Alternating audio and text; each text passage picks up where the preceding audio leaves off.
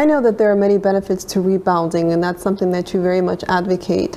But is there ever a time where a person perhaps should not rebound, like when they're pregnant or if they're on dialysis or any circumstance at all?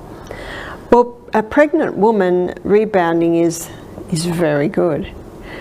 In fact, when the baby's born and the baby's upset, the mother can get on the rebounder. Because when you think about it, if a baby's upset, we automatically jig. We automatically rock the baby. So the rebounding is a lovely thing to do in pregnancy and with the new baby.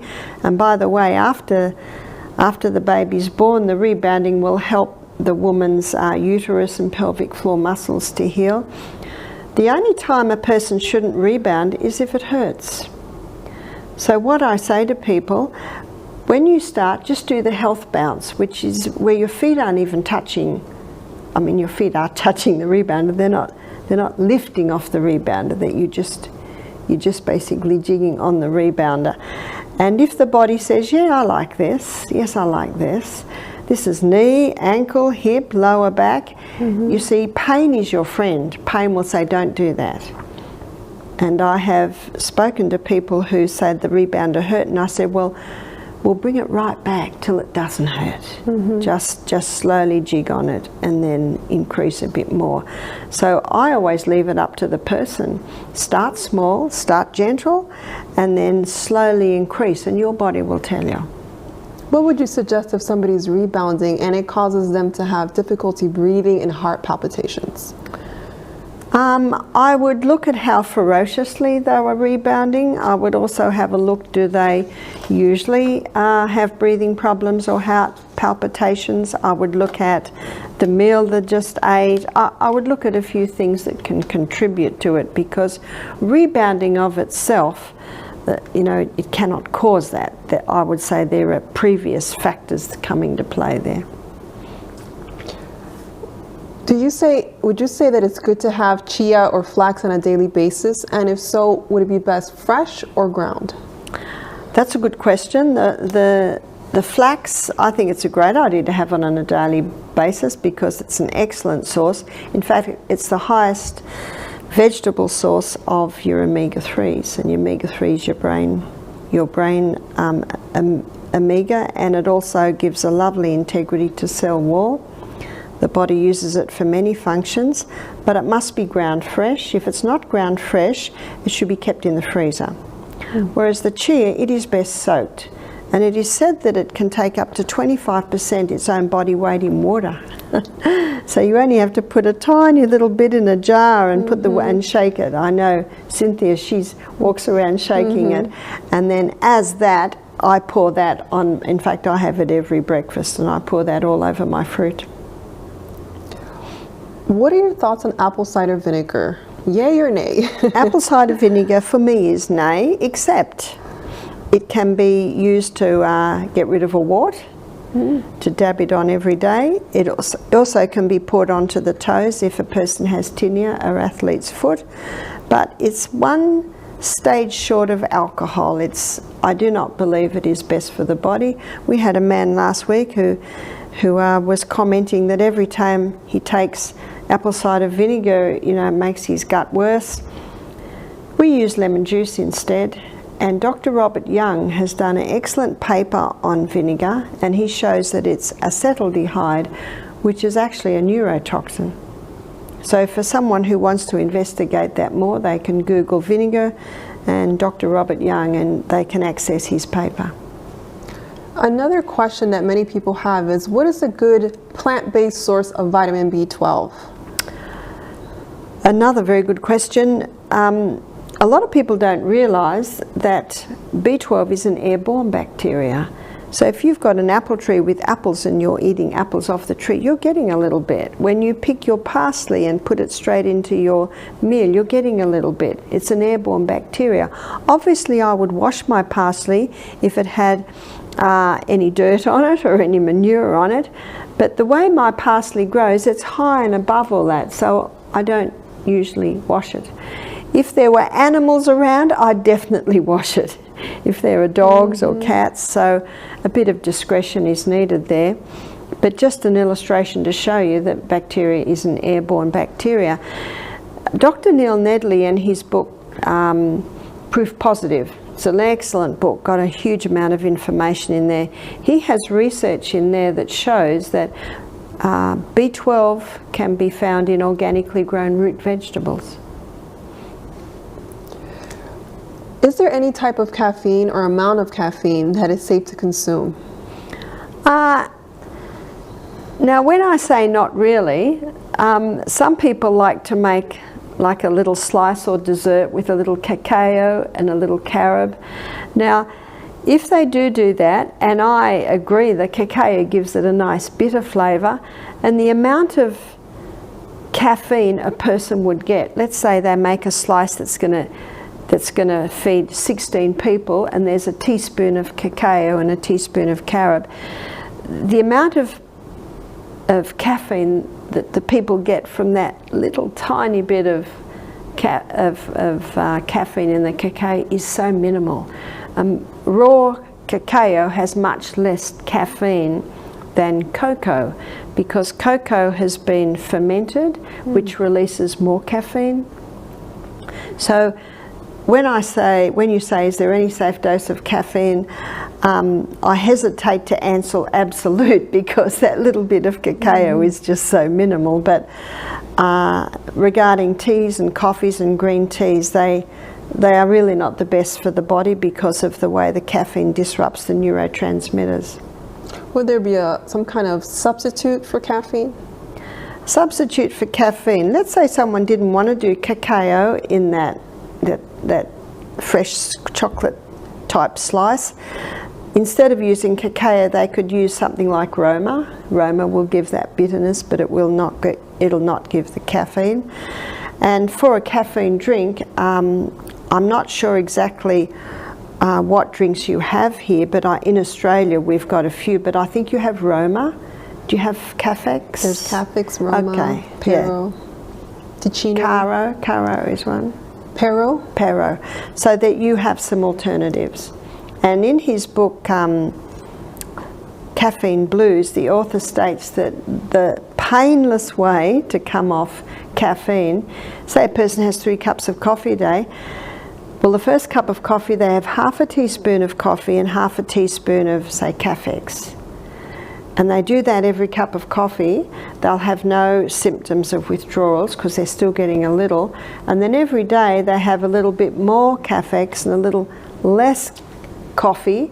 And if they do that over a week, they can usually get off all their caffeine with no bad headaches, which is what usually happens. What about decaffeinated drinks? I know often people think, okay, I agree with you, caffeine's bad, but I really like my green tea, I really like my herbal teas that are decaf. Yeah. Are those safe? Well, I guess you'd have a look at the process of decaffeinating them, and unfortunately a lot of the processes include chemicals. So that person might not be having the caffeine, but they could be getting traces of chemicals. Speaking of getting traces of chemicals, in today's society and economy, as you know, organic foods are the best, but they're also more expensive. Can somebody that cannot afford organic all the time consume things that are not organic? I know at Misty Mountain we have a list, and you might have one here. It's called foods that are least sprayed and foods that are most sprayed. I think they call them the Clean 15. Yeah, Clean 15 and the Dirty Dozen. Dirty Dozen. Okay, so the Clean 15 and the Dirty Dozen.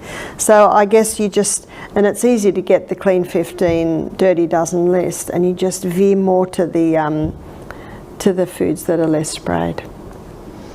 If you don't have a gallbladder, what would be some of the foods that you can eat? As you know, it's a little bit more difficult to break things down without a gallbladder.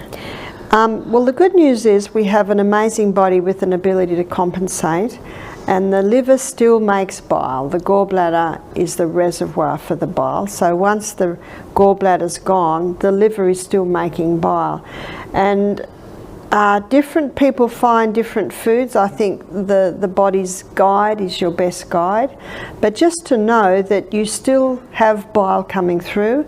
You also have pancreatic lipase coming through, which also helps to break down the fats. And some people find the saturated fats easier when their gallbladder's gone, because the saturated fats, the breakdown begins in the mouth. The sublingual glands release lingual lipase, which breaks down the saturated fats. But I always say to the person, you just do what works. Try different foods.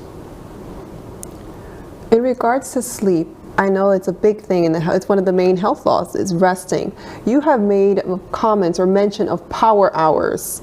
Is there any difference of the power hours depending on the season, summer versus winter, or is it the same all year long? A little bit of a difference. So in his book, Proof Positive, Dr. Neil Nedley, he's got a chapter called melatonin, and he defines it in there, and he shows that the hours of power in the winter time are 9 to 2, but in summertime it's 10 to 3. And it doesn't mean you only need to sleep in those hours, because there's a whole lot of other processes that happen. And this explains why the old saying, an hour before midnight is worth 2 after midnight. And in his book, Why We Sleep, Dr. Matthew Walker shows that we need those 8 hours.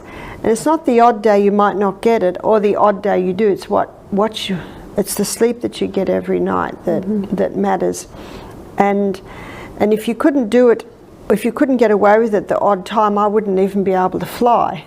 Although I must say that I got 7 hours on the way over here, which was quite phenomenal. But on the third night, I found it hard to sleep. But I'm sleeping well now, so you do get over that.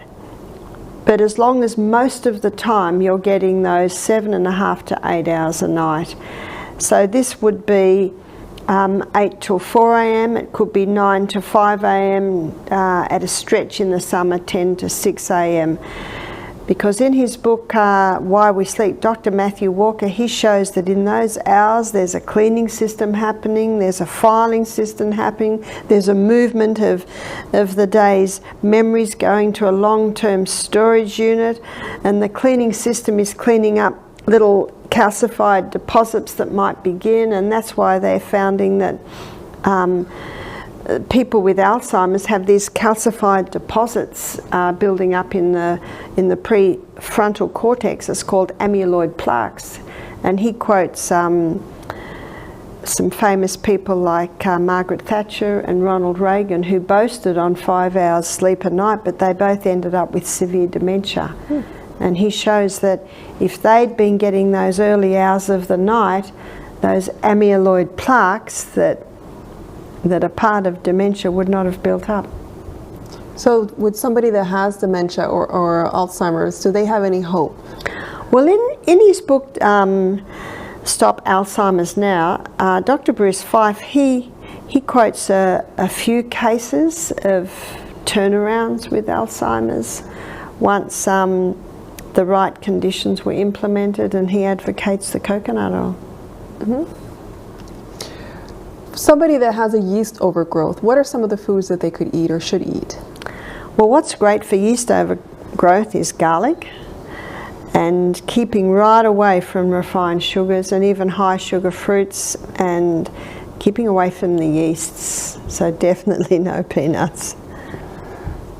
No breads?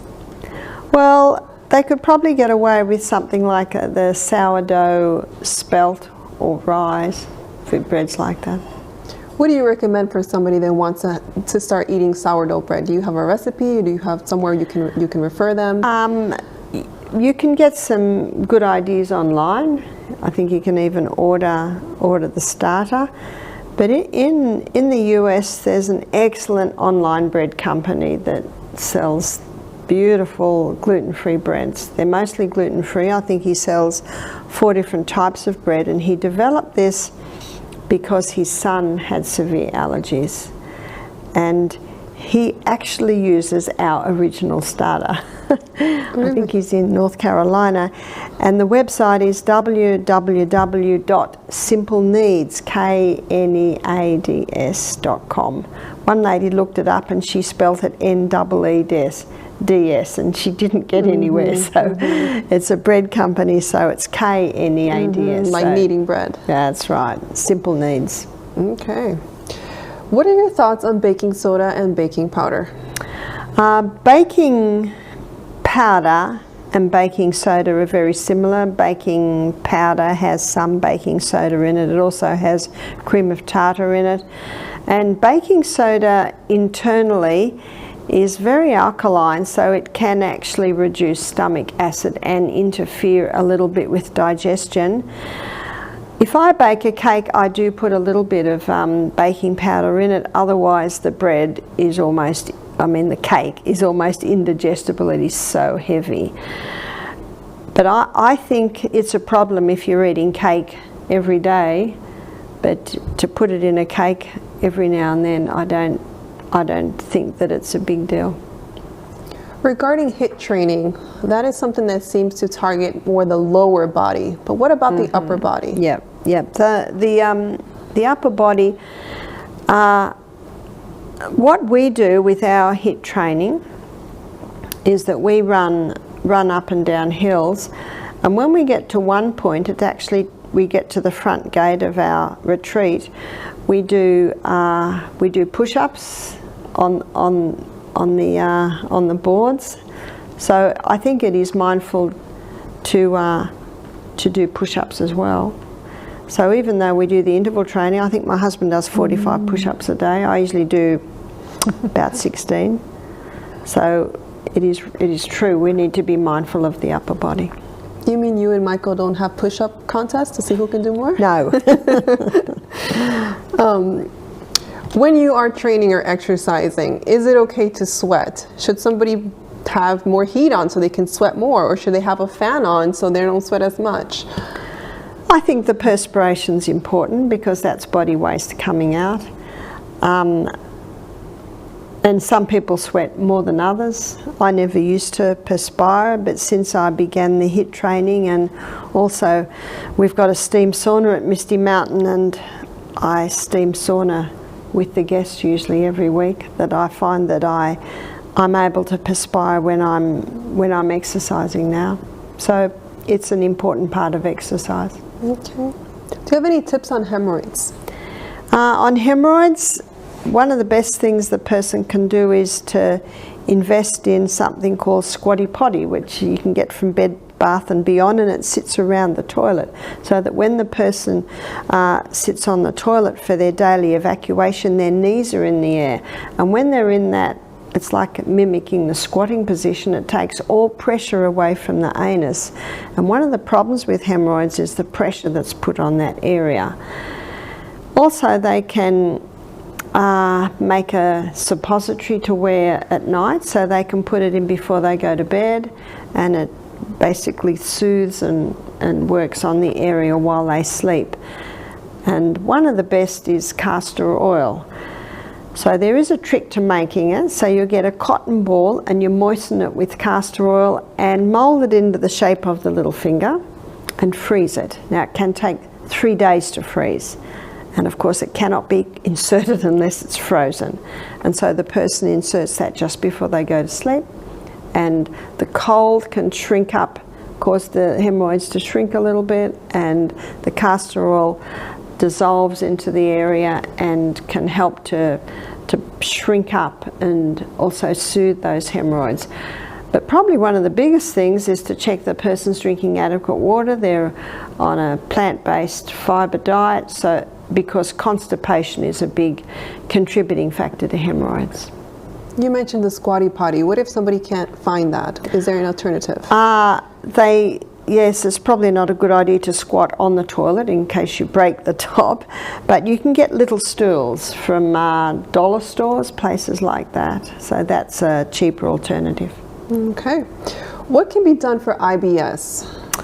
For irritable bowel syndrome, we've got an irritation of the lining of the gastrointestinal tract, and there are certain foods that inflame that, and one is refined sugar, also wheat inflames it, and also dairy inflames it. There is a herb called slipperyelm, and they can take the slippery elm. Slippery elm coats, soothes and heals the lining of the gut, and the slippery elm can be mixed with hot water. If someone's going 10 times a day to the toilet, they can take that every 2 hours, but as they start to slow down, they can ease off it a little bit. And we have found that these simple dietary changes and implementing the herbs, that we found if it's irritable bowel, Crohn's disease, colitis, ulcerative colitis, gastritis, they all respond to this same treatment. And what are some of the foods they could eat? They can eat, well, we also find that raw food is not very good because that gut is so inflamed. Probably the only raw food that would sit all right might be something soft like avocado. Bananas, soft pears, they could be all right. Definitely not grated carrot, shredded cabbage, things like that. They need to be cooked so that it softens it. So the cooked vegetables. So they should avoid salads? Yes, yeah. What causes hormonal imbalances in men? Probably what causes hormonal imbalances in men is very similar to what causes hormonal imbalances in women.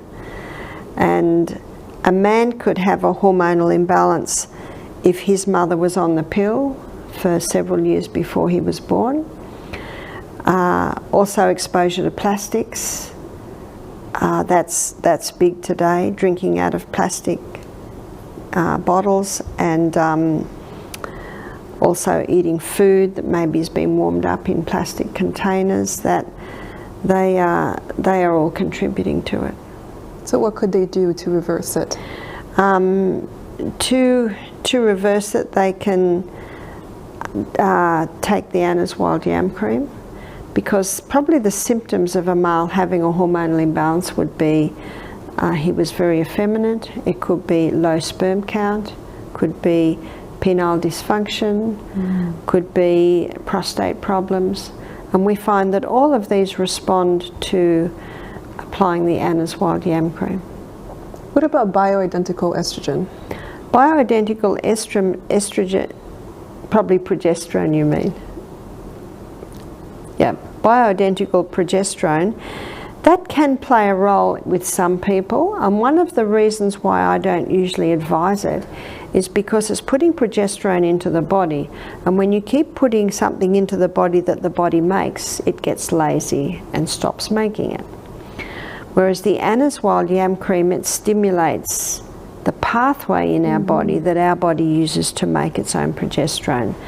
But if a lady's just found out she's got breast cancer, she's having hot flushes every hour, that natural progesterone, that bioidentical hormone, that could play a role initially, because she needs help quickly to get that balance back. So she might go on the bioidentical hormones for 4 to 6 months to get that initial kickstart, and then go over to the cream that'll stimulate her body to make it.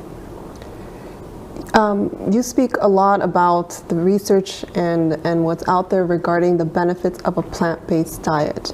But the Bible speaks about eating meats as long as they are clean meats. So what would a Bible-believing Christian do about that? They have that confusion. It's the Bible says one thing, but then you're advocating to do plant-based. How would you address that? Well, I like to look to the optimal. And you can't improve on the Garden of Eden diet. And the Garden of Eden diet was a plant-based diet. And if you have a look at the meat eating in the Bible, it was really like after the flood. There was not time for the crops to grow, and so they were able to eat some of the clean meats. And people say to me, we kill our own cow, it's organic, we kill it in a humane way, we freeze it, we keep it fresh. I just say, well, I'll leave it up to you. But personally, I prefer a plant-based diet. Do you know of any natural ways to help with appendicitis? With appendicitis, you've got an inflammation of the appendix, and so ice needs to be applied there straight away, and that's on the right side, right near the right hip, is where your appendix is, and that will get the inflammation down. And having 4 enemas in a row to clean the bowel out, and after the 4th enema you can get right around the colon, and clearing the bowel out can take pressure off the appendix, and it's quite possible that that can avert the crisis. And what would somebody that had to or ended up getting their appendix removed, what are some things that they could do to offset that? They would have to always have their eye on their colon, in that they would need to give it the right conditions to function effectively, because one of the roles of the appendix is it's the colon's oil can, so it lubricates the contents as it goes through. And the other role it plays is it releases antibacterial fluid, so that if what's coming out of the small intestine is toxic, it calms it down as it's got to go all the way through the large colon. And so making sure the person has adequate water and a plant-based diet, because vegetables have great fibre. And that chia seed gel that I was talking about pouring on your breakfast, that's excellent for encouraging regular colon evacuation. But another point, if someone has had their appendix out, there can often be a build-up of scar tissue in the area, and castor oil compresses on the area can help to break that scar tissue down. Speaking about scar tissue and even stretch marks, can pregnant women use castor oil on their abdomen safely? Yes, yes they can. Besides your book, Self-Heal by Design, is there any other book that you have authored? There isn't, although there actually is. It's just not in print yet.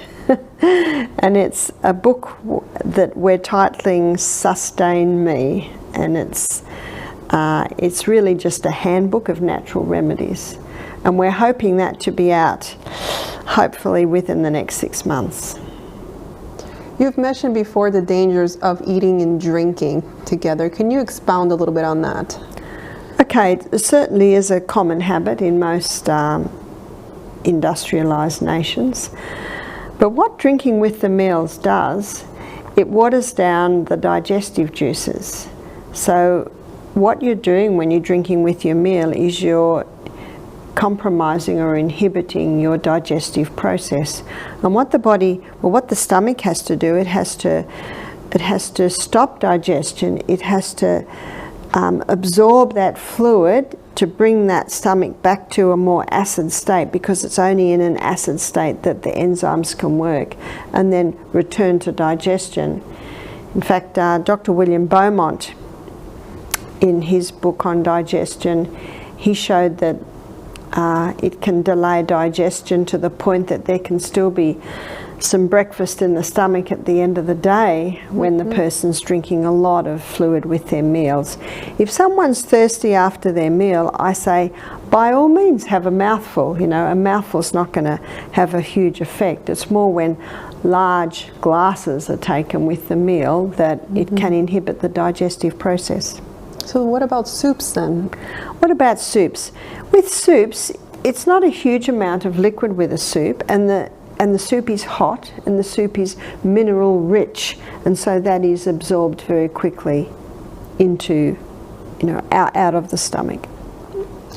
What about somebody that has dry mouth and cannot make a lot of saliva? What could be the cause for that? I'm not sure what could be the cause of that. One would investigate as to how long it had been like that, if anything had happened that could have caused that to be. I know some people that have had mouth or tongue cancers, and they've had radiotherapy that has burnt the glands that make the saliva, and that certainly has stopped that. So we'd always investigate to find out why that would be so. Now, would breathing through your mouth cause dry mouth? What is the proper way of breathing? Breathing through the mouth absolutely can cause dry mouth. So I would always ask, why is someone breathing through the mouth? And it's usually because of a build-up of mucus in the nose, so it's not clear. But what the research has shown, in fact there was a research done on monkeys where they plugged up their noses for 6 months and their whole face changed. The jaw dropped, the mouth just hung open the whole time. They even found that at the back of the nose, the tubes that take the air shrunk. And so, can you see a vicious cycle happens? So why would mucus be built up in the eustachian tubes? It's usually because of the allergy foods. It can be because the person's breathing in mold or chemicals. The mucus can build up to protect the lining of the nose against that.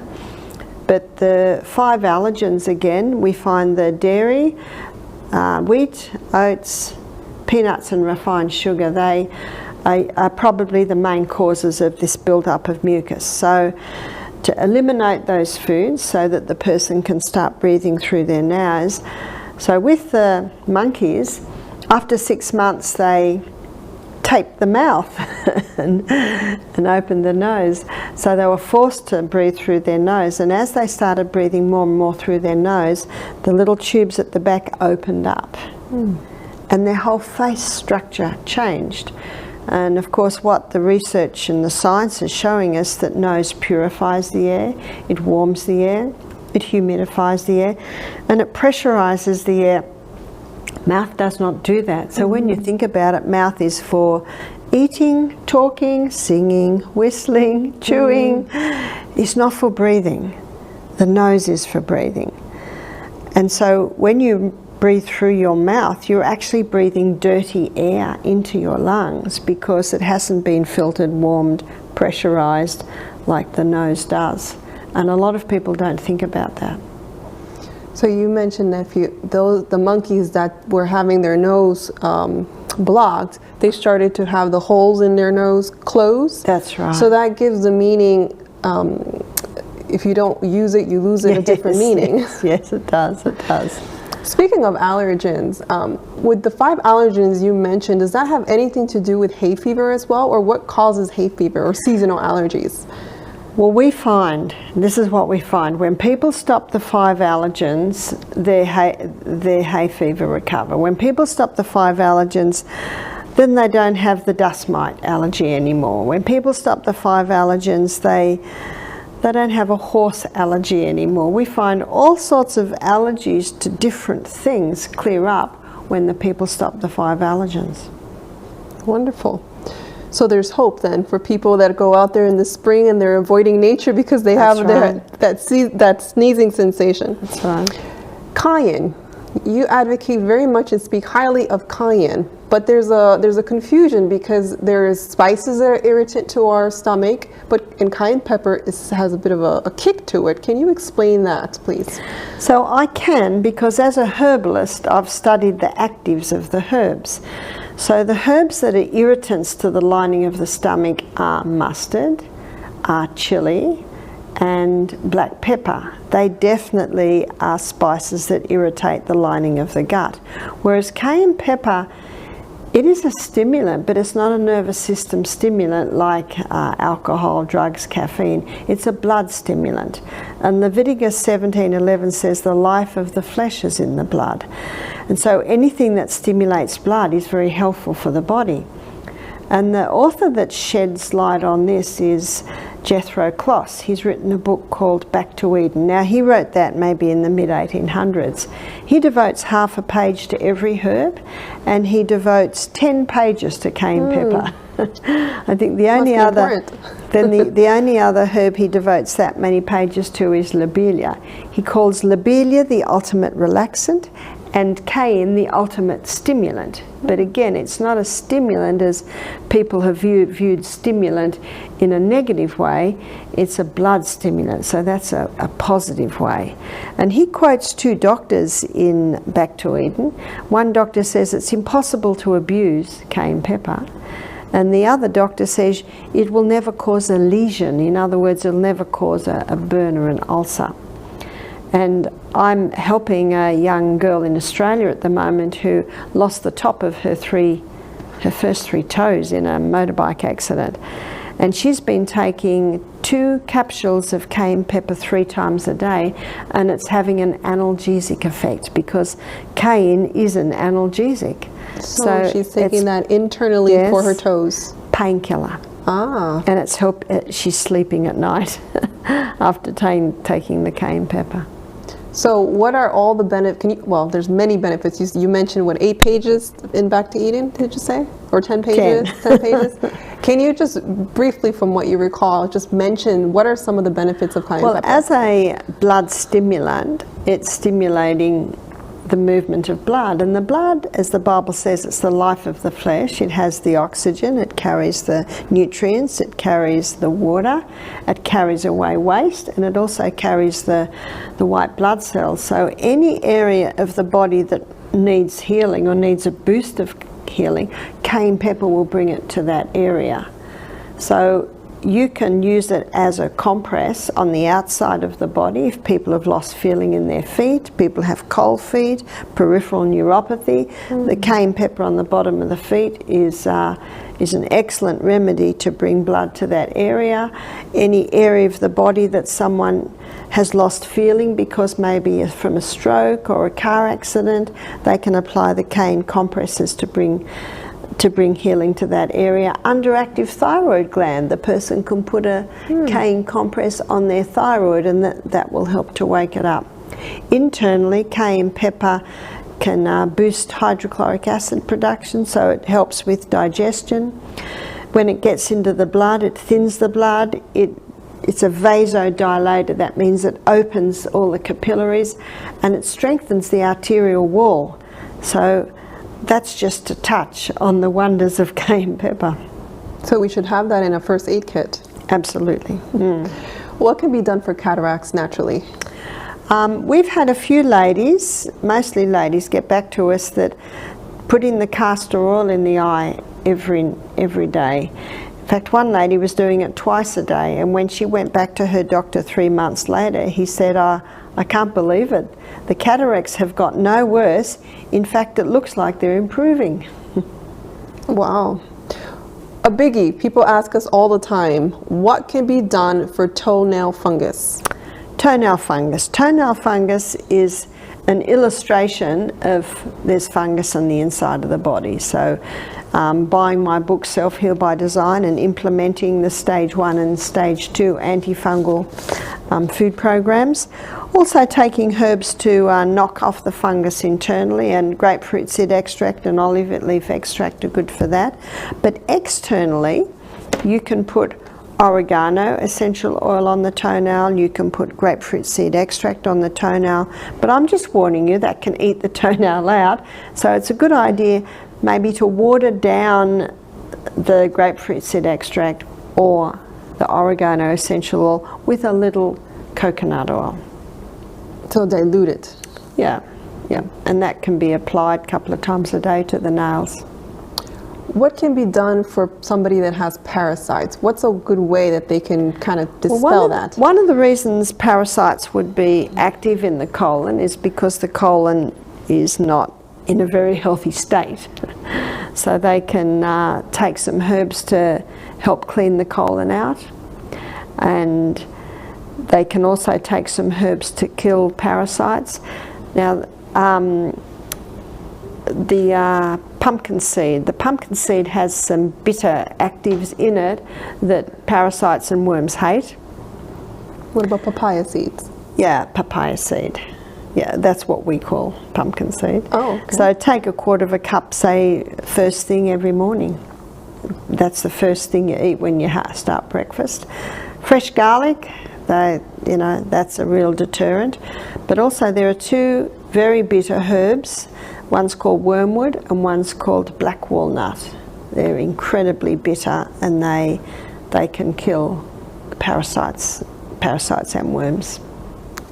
So what are some ways that somebody can detox generally? One of the best ways to detox is stop eating for a couple of days. When we stop eating, all those energies that usually go to digestion now start to cleanse and detox through the body. But at Living Springs, we do juices every 2 hours, and the main juice is 80% carrot, 10% apple, 10% celery. And that can be taken every 2 hours. Sometimes we add a bit of cucumber, sometimes we add a few more greens, sometimes we add a bit of ginger, sometimes a little bit of beet or beetroot. So we alternate the juices a little bit. So 2 days on juices is a great detox. What would you suggest for scarlet fever?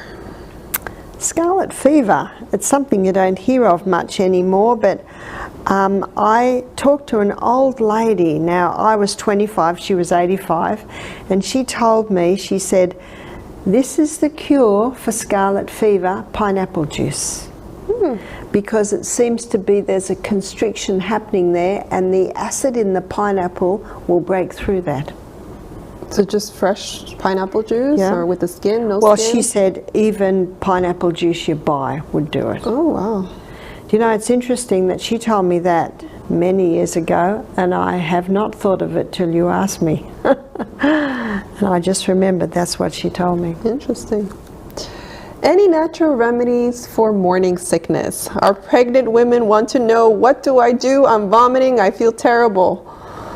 Yes, well, my poor daughter Emma, she vomited every day of all of her pregnancies, her whole 6 pregnancies. And she found that what helped was smelling essential oils. She used to have peppermint essential oil that she'd smell. She found sipping on fresh ginger tea helped. Some ladies have found that magnesium helps. Some ladies have found that an adjustment with a chiropractor can help. So it's a matter of trying those things. Usually after 3 months, the morning sickness eases. Now, I've heard of women eating like saltine crackers because the salt helps with nausea. Would you say that instead of doing that, maybe Celtic salt? Sure, yeah. Do you have any remedies for tooth grinding and jaw clenching? Okay, for tooth grinding and jaw clenching, it's probably a good idea for the person to visit an osteopath. Osteopaths are very good at manipulating jaw. There might be a bit of a out of alignment there. They may need to get a mouth guard while they sleep to just protect their teeth. Okay. Can castor oil or charcoal patches be used on pets?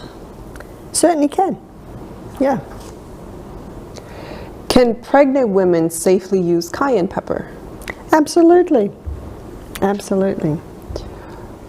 How would you advise someone to treat melasma?